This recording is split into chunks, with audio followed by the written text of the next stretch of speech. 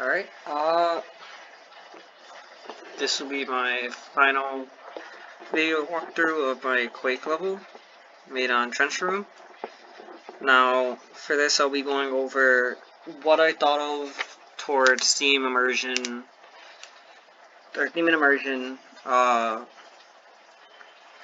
the architectural detail, and all this other stuff that encapsulates what we were trying to accomplish in our class when making these games or levels.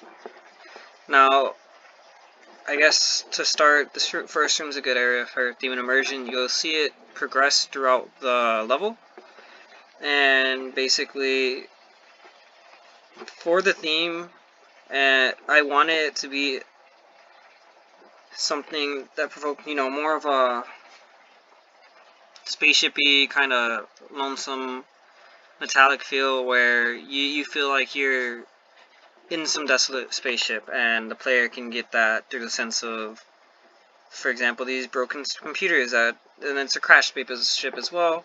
If they decide to look over here in the starting room, which is kind of just an empty room that allows them to be alone, allows them to explore and see everything, you can see it looks like the spaceship crashed and there's some debris everywhere, some fires, and that kind of gives that sense of where you're at. Now,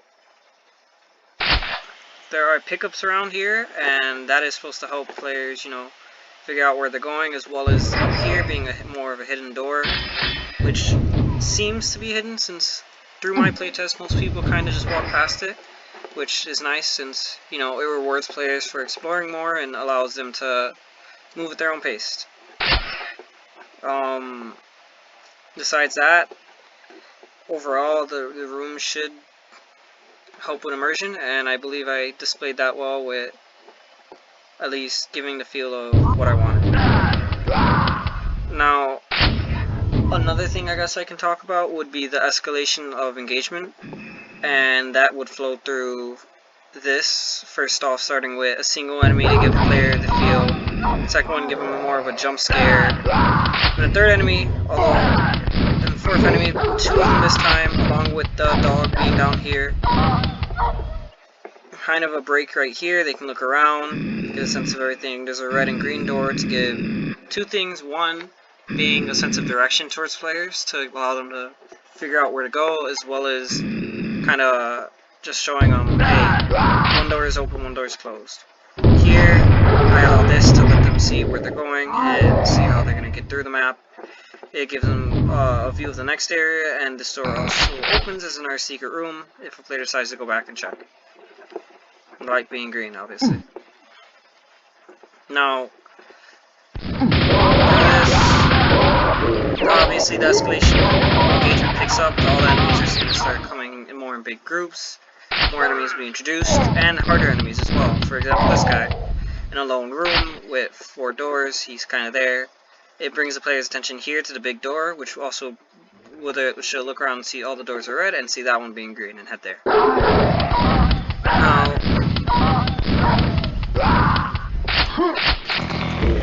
something else with this map is,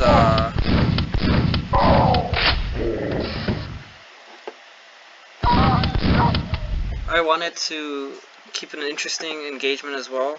So as you go through, there's different things hidden like traps and other enemies to kind of give that feeling. Although it isn't too difficult, whereas in players aren't gonna feel they can't do anything or get past it. And a way I accomplish this is providing plenty of ammo and weapons and armor all throughout the map, so no player feels really too overwhelmed with what's going on. And yeah, once again, there's some more hidden areas that give health and pickups, provided the player looks around.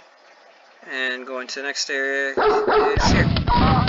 Now, the layout of the map, I kind of figured out through brief sketches beforehand, and I reiterated on designs to slowly improve how it would feel. For an example, a big area I reiterated was this one. It felt kind of empty when you get here, and I felt like there isn't enough. So one thing I added was a secret room. It's more of an optional room, which wasn't in the initial design, and you can go through it, and it gives like a nice action-packed engagement for players, giving off like an intense vibe with the lights flickering on. Players can run through, fight a new enemy as well, which they would have fought a little later on, and get a cool power-up or weapon early on. Now, the next area, I used a lot of verticality to give a player a few options. As you saw right there, they could either run through the path I took, which would have been, it's just more of an optional path, it's a bit more dangerous, and provides better ammo and weapons as well. Since if you would fall down there, you would instantly die, and you'd have to start over. So, it's a bit of a risk reward system I added. As you can see here, the pickup was the current gun I have, which would have been found earlier if you searched some more and got into a secret room. The theme still displaying through the dark corridors, the hallways, and then the blinking lights and other things to give atmosphere. That would have been the first instruction to that enemy, him surprising a player with a door. And again, this room offers a lot of verticality and space for people to move around, so the pacing and everything still flows really well.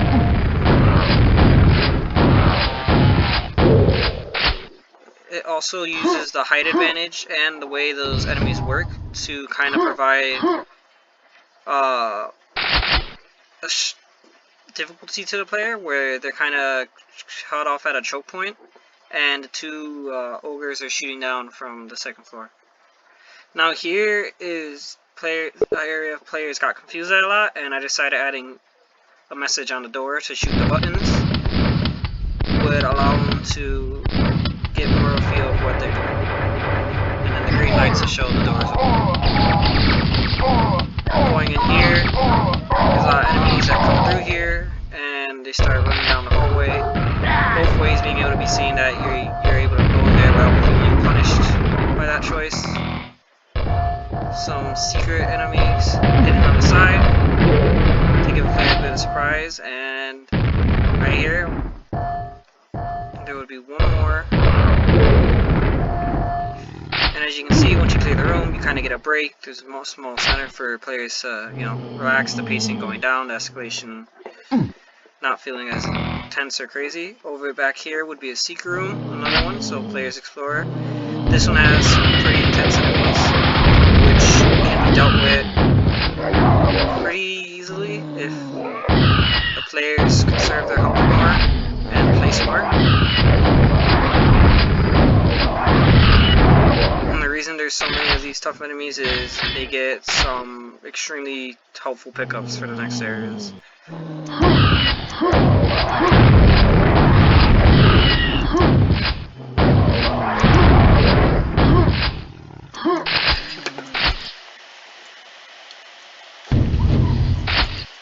Now, continuing on, through this playthrough, though it is getting a little long, we are reaching the end. So, from here, there's new enemies introduced, as well as a weapon given to kill them. So if the player didn't pick up the grenade launcher, they aren't really punished for it. And now you're able to get a rocket launcher. Although, like I said, it still gives advantages to have the grenade launcher. For example, this room, where the zombies are in semi-close quarters, it'll allow a player not to have to deal with hurting themselves with the rocket launcher, and they can clear out the room relatively easily. There's also a bunch of health pickups and other things hidden throughout this area, so players also don't feel like they're being punished for running a room. Over here, over here there's a new enemy introduced. He tries to jump at the player, and you can kill him pretty quickly entering the room. Next area is over here, kind of a hidden or a little water section. Allows the player to move and traverse vertically, going down into the water, and they can just go back up. Now was one for 2 more of these guys. This, I found like a player could do this and kind of be safe. Due to the engine's limitations, I'm not really able to have them get through doors really well. So I use this weapon to kind of force a player in and allow them to have to face him head on. More of an incentive as a way to get through. Now the final area, the boss room, I want it to be more of like a relaxed, not relaxed, more of a non-intense, more of an intense area, but also giving you a power up, so it's not too difficult. And you can kind of just run through it. Another wiki here if you want to check this way, and some more armor. And you know, that's the level. Pretty much enter here and you finish. And that would be my Quake campaign level, and pretty much my process through it was between 4 weeks, 5 weeks I believe, 4 to 5 weeks. But yeah, thank you for watching my walkthrough.